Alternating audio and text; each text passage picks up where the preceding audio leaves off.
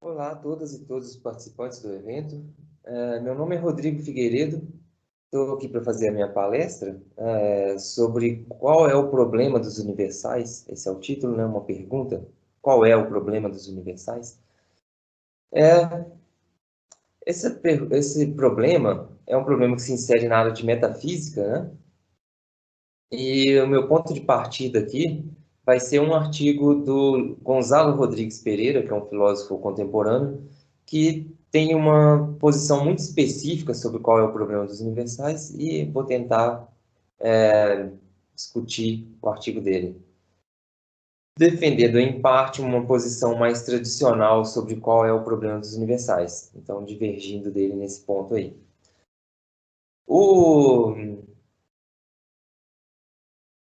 Eu vou compartilhar aqui o meu PowerPoint sobre a minha discussão, né? Então, qual é o problema dos universais? É a pergunta. Repetindo, meu nome está aí, Rodrigo Figueiredo, a instituição em que eu trabalho, Faculdade Dom Luciano Mendes. Vamos lá, vamos partir para o nosso ponto central aqui, né? O problema, então, dos universais, segundo o Rodrigues Pereira, ele defendeu essa posição dele nesse artigo que está sendo citado aqui, né? O What's the Problem of Universals, um artigo de 2000. E tá, nesse artigo ele vai falar lá sobre dois problemas metafísicos, ontológicos, né, muito importantes ao longo da história, que é o problema um sobre muitos e muitos sobre um. E tá, o problema um sobre muitos é como foi tradicionalmente pensado o problema dos universais. Talvez desde Platão e Aristóteles, né, se pensava o problema dos universais como sendo o problema do um sobre muitos. E, por outro lado, a gente tem também o problema dos muitos sobre um, que no final das contas aqui vai ser aquilo que o Rodrigues Pereira vai defender como sendo o verdadeiro problema dos universais, né? O problema dos muitos sobre um. Ele vai tentar mostrar basicamente que o problema mais fundamental que a gente tem para responder aqui é o problema dos muitos sobre um, e uma solução para esse problema já fornece uma solução para o problema do um sobre muitos. Só para falar qual é o problema, né? Estou falando aqui de um sobre muitos, muitos sobre um, mas o problema do um sobre muitos, basicamente, é a ideia de haver uma qualidade, uma característica ou uma propriedade sobre muitos indivíduos, né? Então, por exemplo, a sabedoria, uma única característica, está sobre vários indivíduos, está sobre Platão, sobre Aristóteles, sobre Sócrates, né? Então, a gente precisa explicar como é que pode uma única característica estar em vários, ou estar sobre vários particulares ou indivíduos, né? Então, esse seria, basicamente, a grosso modo, o problema do um sobre muitos. O problema do muito sobre um é a ideia de haver várias propriedades ou qualidades ou características sobre um único indivíduo. Por exemplo, como que pode Sócrates ser sábio, ser grego e ter várias propriedades, né? Se tem essas duas, talvez nem sejam as mais relevantes para Sócrates, mas beleza, vamos considerar. Como que é possível o indivíduo Sócrates ter essas várias propriedades? Como pode várias propriedades estar sobre um único indivíduo, né? Então, é basicamente esses dois problemas aí, né? Como é que pode uma propriedade estar sobre muitos indivíduos e como pode muitas propriedades estar sobre um indivíduo, né? Só para retomar, tradicionalmente, o problema um sobre muitos é o que foi pensado como sendo o problema dos universais ao longo da história. Mas o Rodrigues Pereira vai ter essa posição bem específica e vamos ver como isso se dá, né? Para colocar a posição dele, ele faz essa distinção entre o que entre duas questões aqui, né? Que a gente precisa responder para poder estabelecer qual é exatamente o problema dos universais. A primeira delas é essa que está aqui, olha, o que é explicado ou tratado por uma solução para o problema dos universais? Ou, em outras palavras, né, quais os fatos que são tratados por uma solução para o problema? Então, é uma questão que a gente precisa selecionar quais são os fatos relevantes para o problema, né? Quais são os fatos que precisam ser explicados? Já no segundo ponto, na segunda questão, que precisa ser respondida, é que tipo de explicação seria uma solução para o problema, né, dos universais? Qual que é o tratamento ou explicação adequada para os fatos relevantes para o problema? Então, é uma questão agora sobre como tratar os fatos que são relevantes. Então, o Rodrigues Pereira, então, diz que, dando uma resposta a essas duas questões aqui, a gente estabelece qual é o problema dos universais. Então, considerando primeiramente a gente pode, olhando na literatura contemporânea, da filosofia contemporânea, da metafísica especificamente, a gente vê que tem vários filósofos oscilando sobre quais são os fatos que são realmente relevantes, né? O David tem essa ideia de que o fato relevante, né, o que precisa ser tratado aqui para o problema dos universais, são verdades com esta forma aqui, A é F. Então, num certo sentido, para o David, o problema é um problema linguístico, né? É um problema de tratar certo tipo de frase. Já o Armstrong, que é um metafísico contemporâneo muito importante, né? Para quem é da área da metafísica, estuda metafísica, talvez não, ele vai dispensar apresentações, né? Mas talvez pessoa que não conhece muito, talvez nunca tenha ouvido falar dele, mas ele é muito importante nas discussões de metafísica contemporânea, um grande metafísico contemporâneo, né? O Armstrong, ele, segundo o Oliver, né, que escreveu um artigo importante na área, segundo o Oliver, o Armstrong oscila entre 6 fatos que precisam ser tratados, e 6 fatos que são relevantes para uma solução para o problema dos universais, né? Esses 6 fatos são esses que estão aqui na sequência. O primeiro deles, tomando A como indivíduos, né, e B como A e B são indivíduos, ou nome para indivíduos, né? E F aqui vai ser uma propriedade, como na lógica de predicados, que a gente estuda lá no primeiro e segundo semestre, né? Vamos lá. O primeiro fato é A e B são do mesmo tipo, têm a mesma propriedade. O segundo fato, A e B são ambos F, tem essa propriedade F, né? Os dois indivíduos. Como o exemplo que eu dei, Sócrates e Platão são ambos sábios, né? A e B têm uma propriedade comum, F. O quarto fato, A tem uma propriedade. O quinto, A é F. E o sexto, A tem a propriedade F. Então, o Armstrong oscila entre esses fatos. Ele diz, olha, parece que ele diz que esses fatos precisam ser explicados, né, por uma solução para o problema dos universais, né? São fatos relevantes para serem explicados. Rodrigues Pereira, ele seguindo o próprio Armstrong, ele vai tomar 2 e 3 e 5 e 6 como expressando o mesmo fato, o que parece ser admissível. Então, vamos voltar aqui, olha. 2, A e B são ambos F, e 3, A e B têm uma propriedade comum F, ele diz são coisas equivalentes, né? Então, estamos dizendo coisas literalmente diferentes, mas elas são equivalentes, né? E 5 e 6 também é a mesma coisa. A é F e A tem a propriedade F, a gente está dizendo coisas equivalentes, né? Estamos dizendo a mesma coisa a princípio. Portanto, temos os seguintes fatos para serem tratados ou explicados. que é o fato 1, que é o A e B são do mesmo tipo, tem a mesma propriedade, né? Os fatos 2 e 3, né, que são equivalentes, o fato 4 e o fato 5, 6. Então, são esses que são os fatos relevantes aqui para serem tratados, que o Rodrigues Pereira concorda com o Armstrong. Vamos tratar esses fatos aqui. E isso, então, leva a gente à segunda parte da nossa questão, né? Qual que é a segunda parte? Qual que é a segunda questão a ser respondida, na verdade, né? Qual o tipo de tratamento que seria uma solução para o problema dos universais?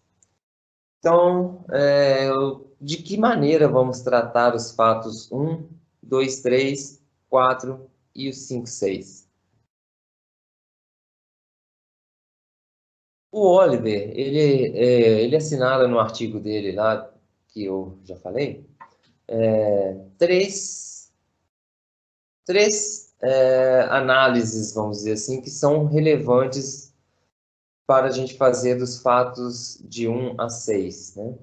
E segundo o Oliver, o Armstrong vai oscilar também entre essas três análises. A primeira delas é uma análise do conceitual do conteúdo das frases de 1 a 6. Então, a ideia básica é que a gente vai analisar os conceitos e compreender como funcionam aquelas frases de 1 a 6 ali. Na verdade, eu acharia melhor nem falar de frases aqui, mas de fatos, né? A gente está falando daqueles fatos. É claro que eles são expressos por frases, né? Mas vamos lá. O primeiro deles, então, o primeiro tipo de análise possível é uma análise conceitual do conteúdo das frases, de 1 a 6. O outro tipo de análise é um tratamento do compromisso ontológico das frases, de 1 a 6. A noção de compromisso ontológico, aqui, a gente vai voltar a ela aqui logo, mas só para falar um pouquinho, é a ideia de que nossas frases, elas se comprometem com a existência de certas entidades, né? Por exemplo, a verdade da frase Sócrates é sábio se compromete com a existência de Sócrates, pelo menos. Uma teoria, a gente pode falar também de que as teorias se comprometem ontologicamente com a existência de certas propriedades. A teoria que diz que existem elétrons, por exemplo, vai se comprometer com a existência de elétrons, né? Ela só vai ser verdadeira se elétrons existirem, né? Então, essa é a noção de compromisso ontológico, que a gente vai voltar, mas só para ter uma ideia. E, por fim, um terceiro tipo de tratamento aqui daquelas frases poderia ser um tratamento dos fazedores de verdade. O que faz as frases de 1 a 6 serem verdadeiras, né? Então, esse é o terceiro tipo de análise que a gente pode fazer aqui das frases de 1 a 6, tentando fornecer uma solução para o problema dos universais. O Armstrong não, mas o Armstrong oscila, né? Parece que para ele todos os três pontos aqui são relevantes. Eu tendo a concordar, né, nessa ideia com o Armstrong. Parece que os três pontos aqui podem ser iluminantes em algum sentido. Talvez não vá resolver a solução apenas por um deles, mas os três podem iluminar um pouco a questão sobre o problema dos universais, né? Mas o Rodrigues Pereira, ele vai tentar argumentar que o tratamento que é relevante aqui é um tratamento dos fazedores de verdade das frases de 1 a 6. Então, ele argumenta que a análise conceitual não é tão relevante, nem compromisso ontológico, apesar de compromisso ontológico ter alguma relevância, né, para a gente determinar, né, qual é o problema, mas o que é de fato relevante é o tratamento dos fazedores de verdade das frases de 1 a 6.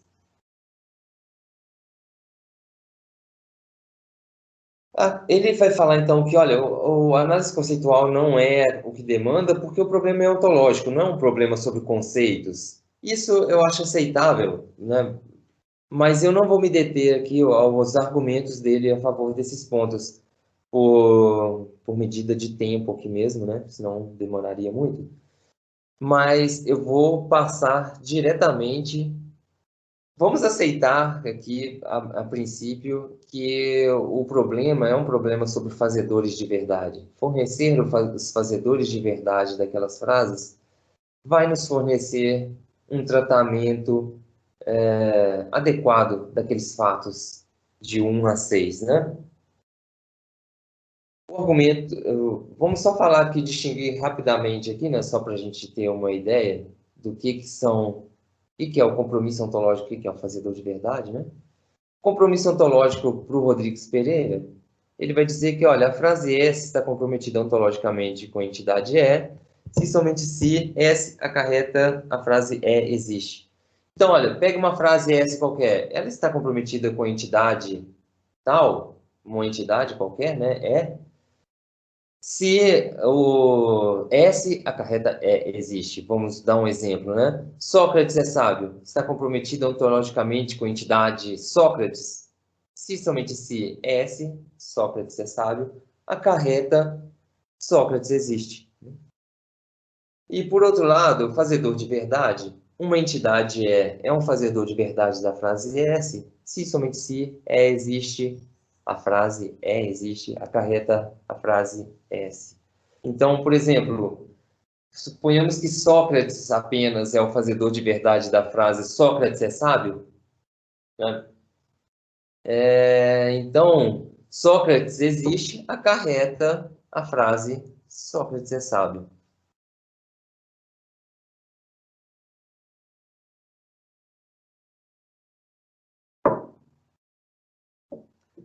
O Rodrigues Pereira, eu não vou falar sobre, vou pular um pouco algumas coisas aqui, né? Mas o Rodrigues Pereira, ele reconhece que tanto o compromisso ontológico quanto os fazedores de verdade são ontologicamente iluminantes, né?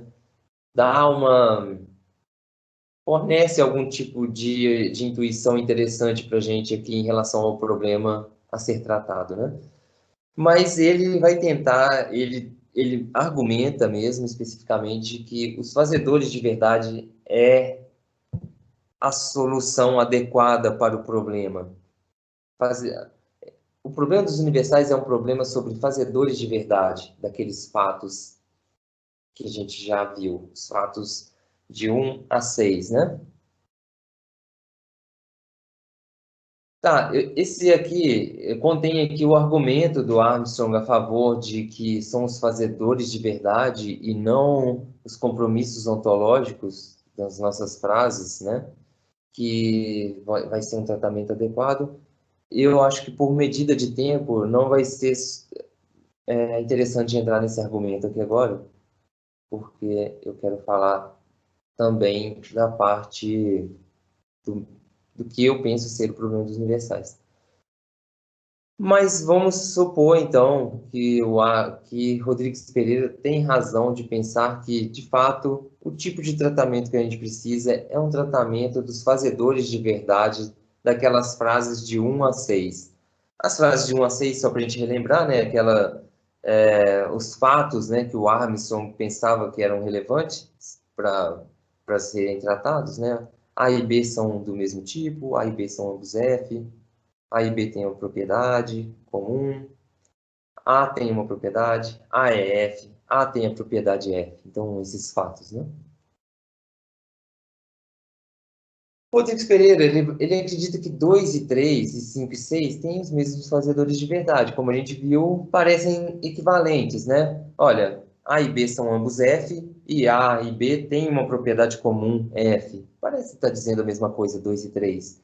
E 5 e 6, A é F, A tem a propriedade F. Também parecem estar dizendo mais ou menos a mesma coisa, e, portanto, vão ser verdadeiros em virtude dos mesmos fazedores de verdade, né? As mesmas entidades vão fazer verdadeiros 2 e 3 e 5 e 6.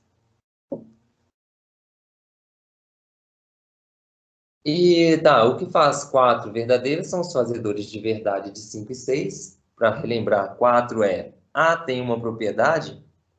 Então, o que faz verdade o que faz verdadeiro A tem uma propriedade é o fato de A ser F e A ter uma propriedade F, né? Basicamente isso. O que faz verdadeira 1 são os fazedores de verdade de 2 e 3. A e B são do mesmo tipo, tem a mesma propriedade, que é 1, né? É verdade por quê? Porque A e B são ambos F, ou porque A e B têm uma propriedade comum F. Então, os fazedores de verdade de frases como 5 e 6, tá, 2 e 3 vão fazer um verdadeiro, né? Então, as frases 2 e 3 são feitas verdadeiras conjuntamente pelos fazedores de verdade das frases como A tem a propriedade F e B tem a propriedade F. Então, olha, o que o Rodrigues Pereira está querendo dizer? Olha, que os fazedores de verdade de frases como 5 e 6, eu vou voltar nas frases aqui, né?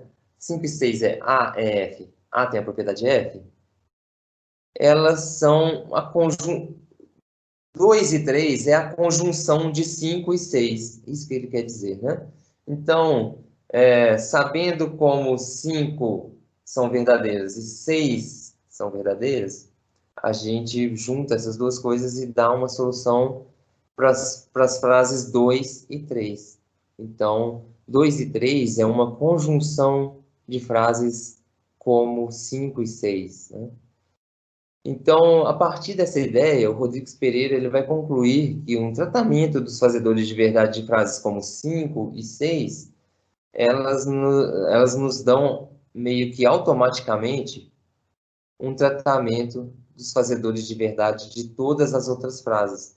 Então, o que ele diz? Olha, se eu consigo explicar A é F e A tem a propriedade F, são equivalentes para a gente aqui, né?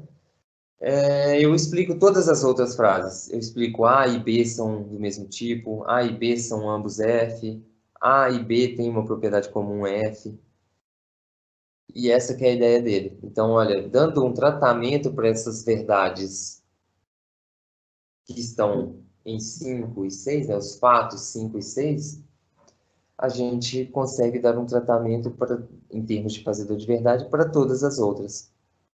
Explicando quais são o que faz verdadeiras 5 e 6, a gente explica o que faz verdadeiro todas as outras. Então, olha, uma vez que deve ser fornecidos são os fazedores de verdade de frases como 5 e 6, e sendo o problema dos universais um problema sobre fazedores de verdade, o problema que precisamos dar ao tratamento é o problema do fundamento ontológico de frase na forma AEF, AEG, BF, BEG, individualmente e não conjuntamente, né? Então, a gente dando uma solução para essas frases individualmente, depois a gente soluciona automaticamente o problema relacionado aos fatos de 1 até 4, né? Fornecendo os fazedores de verdade para frases desse tipo, a gente fornece os fazedores de verdade para todas as outras frases. Então, concordando com o Rodrigues Pereira, né, se a gente concorda com ele, o problema dos universais não seria o problema do um sobre muitos, né, de como pode vários indivíduos terem uma mesma propriedade e pensando nesses fatos conjuntamente, né? Por exemplo, que são os fatos que estão lá em 1, 2 e 3, né? Então, o problema dos universais não é o problema do um sobre muitos, como pode uma única propriedade estar em vários indivíduos, mas é basicamente o problema dos muitos sobre um, o problema de saber como um indivíduo pode ter vários atributos, né? Então, olha, como pode ser A é F, A é G, e aqui B é F, B é G, etc, né? Então, a ideia dele, então, foi mostrar que, num certo sentido, o problema do um sobre muitos, tomado como sendo um problema sobre fazedores de verdade, ele é redutível num certo sentido, ao problema dos muitos sobre um, que é basicamente saber como vários atributos podem estar sobre um mesmo indivíduo, né? Ah, esse foi o argumento do Rodrigues Pereira. É claro que eu omiti partes, né? Uma parte relevante é: será que o problema dos universais de fato é um problema sobre fazedores de verdade? A minha questão é: será que de fato, dando uma solução para 5 e 6, a gente tem automaticamente uma solução para um, 2 e 3, né? Aqueles fatos que a gente mencionou no início? Mas vamos por partes aqui, né? Considerando novamente um e 2, que são as questões que são relevantes para o Rodrigues Pereira. Eu acredito que um é mais fundamental que dois para a gente saber qual é exatamente o problema. O que é explicado por uma solução ao problema dos universais parece ser o próprio problema dos universais, né? Aqueles fatos que a gente precisa explicar para quais são os fatos relevantes para serem explicados. Parece que isso é exatamente o problema. O modo como vamos tratar o fato, que é a nossa questão 2, né? Qual seria uma solução adequada? Ela já é uma questão relativamente secundária, vamos dizer assim, né? Só que para o Rodrigues Pereira ela não vai ser secundária, na verdade, porque a partir dessa ideia de que o problema é um problema sobre fazedores de verdade, ele tenta reduzir tudo a um certo tipo de problema. Mas a minha intuição, a princípio, é de que fornecendo fazedores de verdade para A, F e A tem a propriedade F, a gente não automaticamente soluciona os problemas relacionados aos fatos 1 a 3, que é basicamente o de explicar como é que uma mesma propriedade pode ter várias instâncias. Não é uma questão tão simples como fornecer fazedores de verdade para aquelas frases 5 e 6. Né? O tipo de tratamento exigido por uma solução para o problema dos universais não nos diz muito sobre qual é o problema a ser tratado. É uma questão adicional, que eu já tinha dito, né? Na verdade. Então, que tipo de problema vai ser relevante? É relativamente secundário.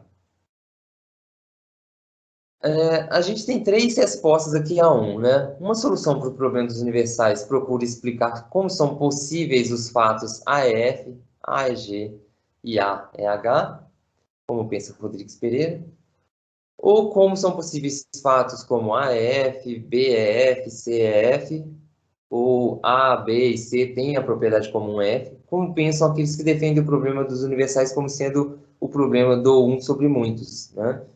Que é a visão tradicional, né, na filosofia, né? A gente precisa explicar, quando a gente fala de problema dos universais, a gente precisa explicar como é que pode, como é possível fatos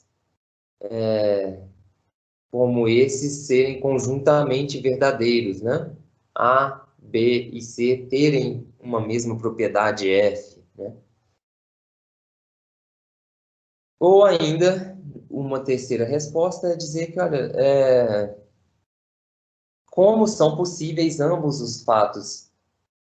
E eu tendo a pensar que a melhor resposta seria essa terceira, né?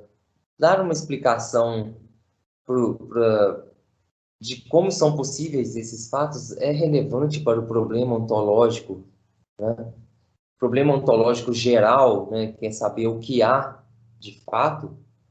Ambos os fatos são relevantes serem explicados, tanto o problema do um sobre muitos, quanto o problema dos muitos sobre um. E, a princípio, eles não parecem exatamente redutíveis um ao outro. Né? Mas parece haver aqui dois problemas fundamentalmente diferentes. Então, eu faço uma distinção aqui entre dois problemas, que o primeiro deles é explicar como um determinado indivíduo pode ter várias propriedades distintas, que é o problema dos muitos sobre um, né? Explicar como é possível que um indivíduo pode ter várias propriedades distintas. Isso parece um fato sobre o mundo, né? Parece que Sócrates tem várias qualidades. Como isso é possível? Isso é um dado. Como explicar isso? Isso ocorre, parece ocorrer. E o problema 2 é como pode uma propriedade, como é possível uma propriedade ou uma qualidade ter várias instâncias particulares, né? Ou vários indivíduos tendo uma mesma propriedade. Parece aqui que a gente tem dois tipos de problema. Um problema sobre a natureza dos próprios indivíduos, né? Como pode aquele indivíduo, Sócrates, né, ter várias propriedades. E o outro é um problema sobre a natureza dos atributos, né? Como pode uma mesma propriedade estar em vários indivíduos? Como pode vários indivíduos estarem numa mesma relação, né? E assim por diante. Como podem vários indivíduos serem da mesma espécie também, né? Poderia ser um exemplo. Mas eu estou me limitando aqui a falar de propriedades. Então, se a gente for perceber, são dois problemas ontológicos diferentes, né? Explicar a natureza dos indivíduos, né?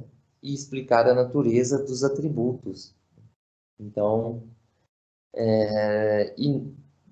a meu ver, a princípio, né, o ponto que eu quero chegar é que a solução para um desses problemas não automaticamente soluciona o outro, né?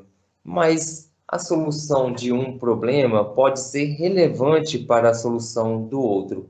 Por quê? Porque parece ter uma ordem a ser tratado aqui os problemas, né? O problema do um sobre muitos é algo mais relevante para uma solução para o problema dos universais, o que eu penso assim a princípio, né? Por quê? Porque ele é um problema fundamentalmente sobre atributos. E, a princípio, intuitivamente, parece que o problema dos universais é um problema sobre atributos, um problema sobre natureza de certas propriedades exibidas pelos indivíduos, né? Enquanto o problema dos muitos sobre um seja algo mais relevante para o chamado problema dos particulares, que está investigando mais a natureza dos indivíduos ou dos particulares concretos, como Sócrates, Platão, o universo, coisas, né? Coisas particulares, espaciotemporalmente delimitadas, né? Então, eu penso que o Rodrigues Pereira tem certa razão ao afirmar que a solução do primeiro problema nos fornece uma solução para o segundo. Por quê? Porque eu explicando a natureza dos indivíduos particulares, concretos, eu, num certo sentido, já tenho que estar fornecendo uma explicação sobre o que são as características exibidas por esses indivíduos. Olha, na medida em que o problema do um sobre muito pode ser tratado sem... Aqui é uma pergunta, né? Em que medida o problema dos muitos sobre um pode ser tratado sem tratarmos também o problema do um sobre muitos, né? Parece que, para tratar a natureza dos indivíduos, a gente já tem que ter uma concepção mínima do que são as características que a gente vai atribuir a esses indivíduos, né? Uma vez que o problema dos universais é um problema sobre atributos, então dar um tratamento de como um atributo pode ter várias instâncias é relevante para esse problema, né?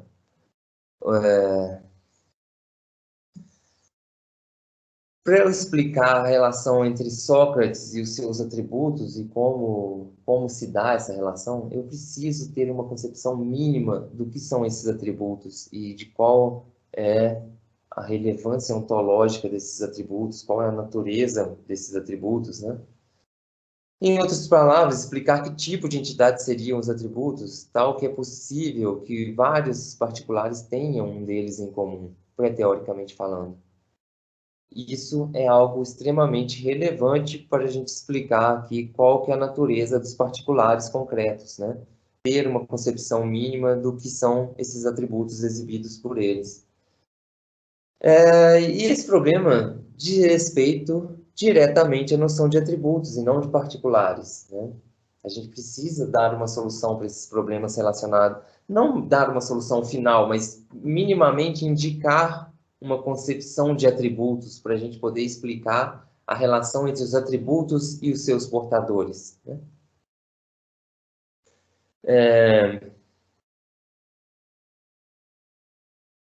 Só para fechar aqui, olha, como é possível que um determinado atributo f seja um atributo tanto de um particular A quanto de um particular B, né? Dizer minimamente a natureza de f nos fornece meios também para explicar a natureza da relação entre A e seus atributos F, G, H e aí por diante, né? O problema muito sobre um não é um problema exclusivamente sobre atributos, mas sim sobre particulares, né? O modo como eles se relacionam aos seus atributos. E esse problema parece exigir que tenhamos já dado uma caracterização mínima sobre os seus atributos, que é o que eu já acabei de falar, né? Então, o problema dos particulares parece, em grande parte, ter de explicar como os portadores primários desses atributos se relacionam com esses atributos. E explicar essa relação supõe minimamente um entendimento do que são esses atributos. Então, a gente precisa discutir minimamente esse problema, né? E não é um problema que é independente do outro problema, né? Um tratamento mínimo dessa noção de atributo parece exigido antes de darmos um tratamento, né, da noção de particulares concretos, né? E talvez a gente precise também de alguma noção mais básica de particulares, talvez não. Vai ser uma discussão longa posteriormente sobre os particulares e sobre a sua natureza, mas parece uma ordem natural das coisas começar pela discussão sobre os atributos.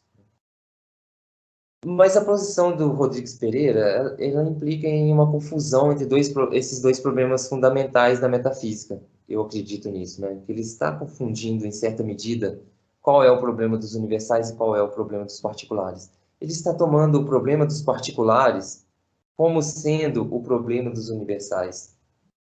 Pode ser uma questão sobre termos que a gente está debatendo? Não sei. Acho que não. Eu acho que ele está confundindo mesmo qual é o problema. E como eu tentei falar aqui, né, o primeiro é em relação a atributos, né, e como pode vários atributos estar em vários objetos ao mesmo tempo, objetos particulares.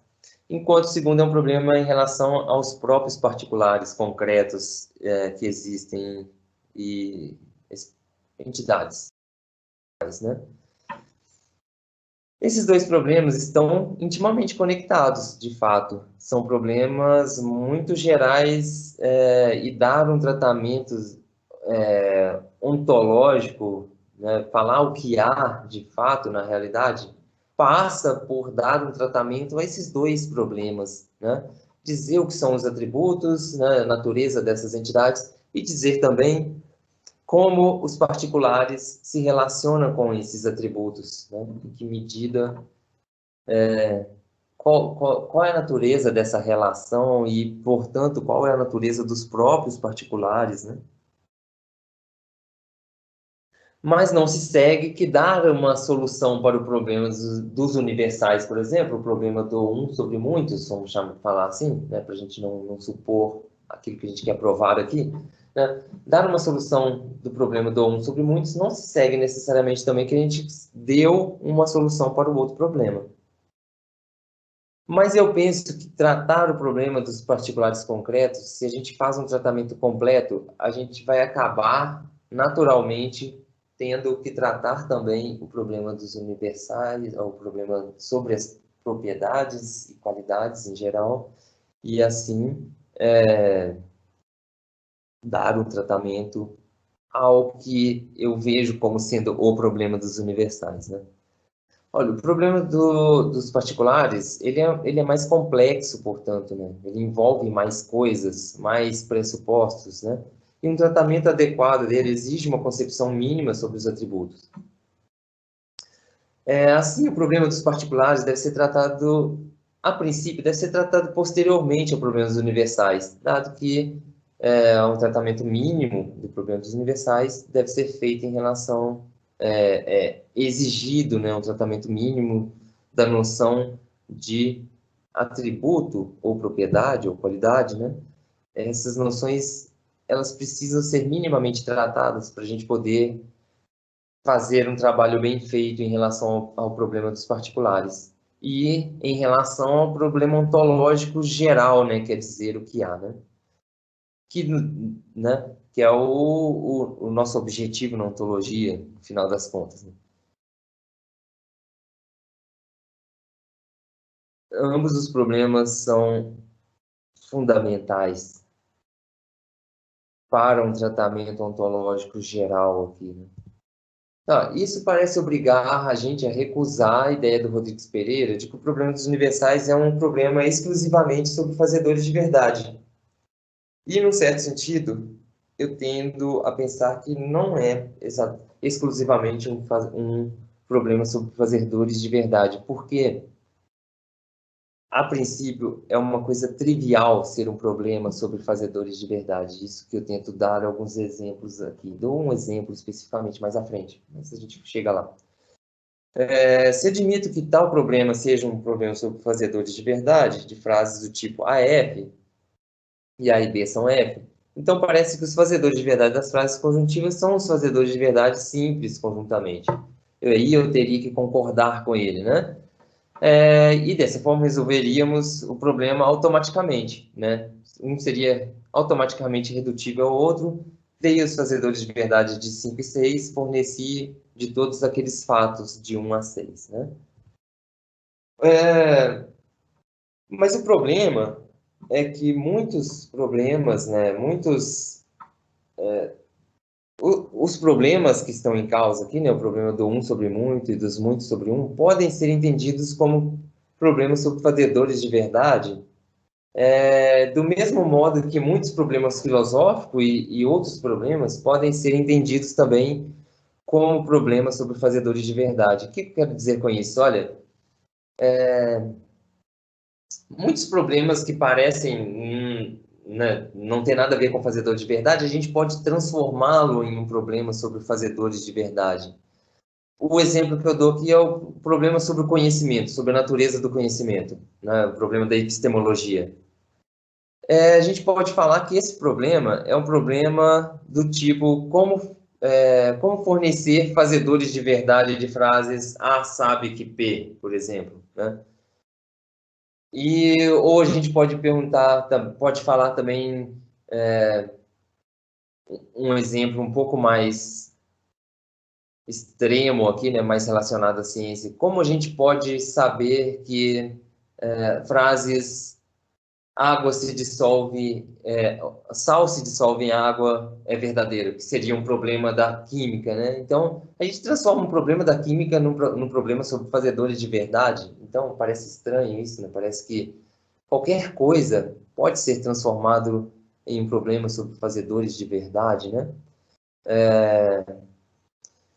Por exemplo, só para descontrair um pouco, né? O problema sobre se vai ter almoço na minha casa hoje. Eu posso transformar isso num problema sobre o fazedor de verdade. A frase vai ter almoço na minha... O que vai fazer a frase vai ter almoço na minha casa hoje verdadeira, né? Então, a gente pode... É um pouco trivial ser um problema sobre o fazedor de verdade. Essa que é a ideia aqui.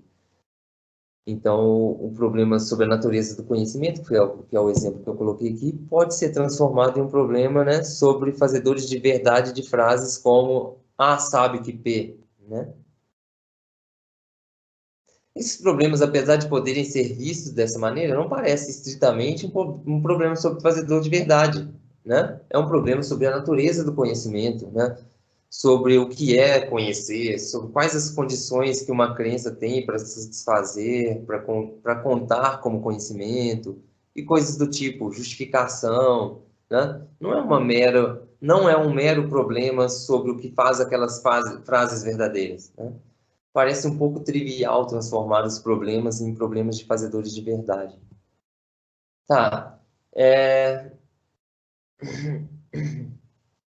E penso que o problema do um sobre muitos pode ser entendido como um problema de como é possível os fatos FA, FB, FC conjuntamente. Como é possível ser o caso, esses fatos conjuntamente, né? E enquanto o problema dos muitos sobre um vai perguntar como são possíveis fatos como esses aqui, FA, GA, HA, conjuntamente. Aqui eu estou usando a linguagem da lógica dos predicados, né? Olha, o indivíduo A tem a propriedade F, o indivíduo B, propriedade F, C, propriedade F, e aqui o indivíduo A é F, o mesmo indivíduo A é G, o mesmo indivíduo A é H. E F, G, H indicando propriedades diferentes. Então, como são possíveis conjuntamente esses fatos, né? E não meramente uma questão sobre fazedores de verdade, porque isso é trivial, claro, eu posso transformar esses problemas em problemas sobre fazedores de verdade nesse sentido. Para explicarmos os fatos do primeiro tipo, temos que explicar como é possível para os particulares A, B e C serem ao mesmo tempo um F, né? E isso é dizer algo sobre a natureza do próprio F. E tá, automaticamente isso vai fornecer fazedores de verdade para certos tipos de frases. Claro, é um pouco trivial, né? Então, a noção que eu acredito que seja relevante para a gente aqui é uma noção não exatamente de fazedor de verdade, mas uma noção mais metafisicamente mais relevante. Hoje em dia se fala muito da noção de ground ou de fundamento, né? O que fundamenta os fatos? O que fundamenta os fatos conjuntivos, né? De Sócrates ser sábio, Platão ser sábio e Aristóteles ser sábio, né? Podemos nos perguntar o que fundamenta o fato de Sócrates ser sábio? Uma resposta adequada seria dizer: o fundamento desse fato inclui o indivíduo Sócrates, que pode ou não ser analisado em termos de entidades mais básicas, né? Isso é uma discussão posterior. E o atributo da sabedoria, que também vai ser uma discussão posterior em termos do que vamos analisar esses atributos, né? Mas a ideia básica é essa, que não é uma questão meramente sobre fazedores de verdade. Qualquer coisa é trivialmente uma questão sobre fazedores de verdade. A questão que é realmente relevante aqui é o que fundamenta fatos como A e B são ambos F, por exemplo, né? Ou Sócrates, Aristóteles e Platão são sábios. Ou, por outro lado, né, o que fundamenta os fatos como Sócrates é sábio, Sócrates é grego, Sócrates é filósofo e essas coisas, né? E era basicamente isso que eu tinha para falar aqui. E espero que tenhamos uma discussão sobre esses pontos no dia específico aqui para gente, né? Aqui eu tenho as referências bibliográficas que eu usei para falar sobre o meu problema, né? Então, Armstrong, David, acabei não mencionando o Frank Jackson, mas também está aqui. Oliver, que é o artigo que eu falei que é importante. O artigo do Rodrigues Pereira, que é muito importante. E, em certa medida, também usei um livro do Russell, que é Os Problemas da Filosofia. Eu agradeço a todos a oportunidade aqui, né, de estar falando nesse evento e espero que tenhamos uma boa discussão no dia D, né?